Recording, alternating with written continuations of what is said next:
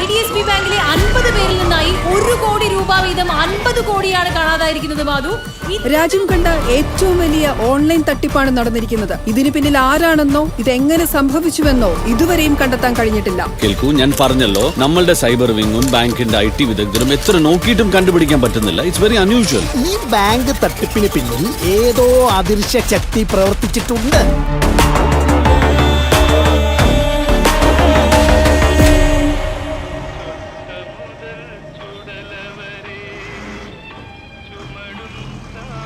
എന്ത് ശോകമാണ്. ഡ്രൈവർ ഭയങ്കര മോഡയാണ്. എന്താ അലമ്പ് ബസ്സാണ്. ഒരു ബ്ലൂടൂത്ത് കണക്ടിവിറ്റി പോലും അയാളുടെ പാട്ട് നിർത്താൻ പറയുമോ? പസങ്ങളാ, പാട്ടെല്ലാം നിർത്ത മുടിയാത്. നമ്മ തല കാണ്ടാട് വരല നിൽക്കുന്നവരെ. എന്താ മോളെ, നല്ല പാട്ടല്ലേ? പറഞ്ഞുകൊടണ്ണാച്ചി, നല്ല പാട്ടല്ലേ? തൃശ്ശൂരുള്ള ഏതോ സ്കൂളിലെ പിള്ളേരെയും കൊണ്ട് മൂന്നാർ ടൂർ വന്നതാ. ഞങ്ങളങ്ങനെ മൂന്നാർ മുരുകപ്പേട ഹോട്ടലിന് മുന്നിൽ വണ്ടി പാർക്ക് ചെയ്ത് ഭക്ഷണം കഴിച്ചു. ഭക്ഷണം കഴിച്ച് പുറത്തിറങ്ങിയപ്പോ പോലീസ്, കണ്ണീർ ചോരയില്ലാത്ത പോലീസുകാരൻ എനിക്ക് 2000 രൂപ പെറ്റിയടിച്ചു. കയ്യിൽ കാശില്ല, ഒന്ന് ഒഴിവാക്കി തരാൻ ഞാൻ കാല് പിടിച്ചു. ATM ചൂണ്ടിക്കാണിച്ചിട്ട് കാശ് എടുത്തുകൊണ്ട് വരാൻ പറഞ്ഞു അയാള്. അങ്ങനെ സഹികെട്ട് ATM-ൽ നിന്ന് 2000 രൂപ എടുത്ത് ബാലൻസ് സ്ലിപ്പ് നോക്കി ഞെട്ടിപ്പോയി.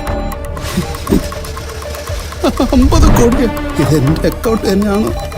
വിശ്വസിക്കാൻ പറ്റാതെ ഞാൻ ഒന്നുകൂടി ബാലൻസ് ചെക്ക് ചെയ്തു. ഈശ്വര, ഇതെനിക്ക് വിശ്വസിക്കാമോ? വിശ്വസിക്കാമല്ലേ? 50 കോടി.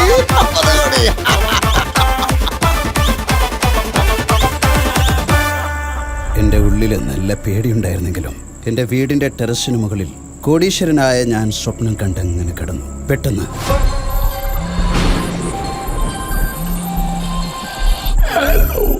ഹലോ, ആരാണ്?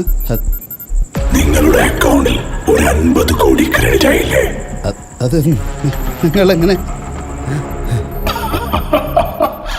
50 കോടി നിങ്ങൾക്കുള്ള എന്റെ ഗിഫ്റ്റ് ആണ്. It's my birthday gift to you. Happy birthday. Hello, നിങ്ങൾ ആരാണ്?